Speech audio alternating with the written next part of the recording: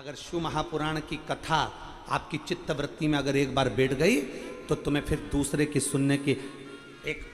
ललकता जो तुम्हारे भीतर है शंकर को पाने की वो बढ़ जाएगी। फिर तुम इधर उधर भटकोगे नहीं, शिव तत्व की ओर जाने का प्रयास करोगे, एक लोटा जल चढ़ाने का प्रयास करोगे, फिर तुम्हारा मन नहीं लगेगा, तुम्हारा चित्त नहीं लगेगा। यहाँ कई माताएं बैठी हैं जो रोज टीवी खोलकर बैठ जाती हैं, रोज मोबाइल पर कथा सुनती हैं, 5 मिनट 10 मिनट 15 मिनट आधा घंटा 1 घंटा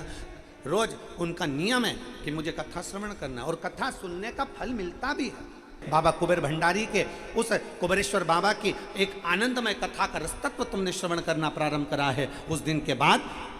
समस्या आती जरूर है पर मेरा बाबा एक लोटे जल से निर्णय कर कर बाहर निकाल देता। ऐसा नहीं कि दुख नहीं आएगा, ऐसा नहीं कि तकलीफ नहीं आएगी, कर्म का भोग तो भोगना पड़ेगा। कर्म का भोग मनुष्य को भोगना ही पड़ता है, ये कर्म का भोग तो सबको भोगना है, जो मृत्यु लोक में आया है उसको भोगना पड़ेगा। बस इतना याद रखो कि कर्म का भोग अर्थात समस्या, दुख, तकलीफ, कष्ट, बीमारी सब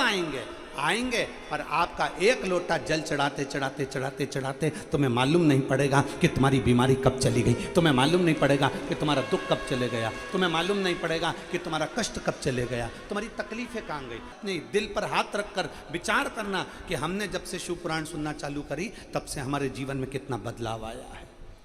हमारे व्यापार में, हमारी उन्नति में कितना बदलाव आया। एक भरोसा अपने भीतर जागृत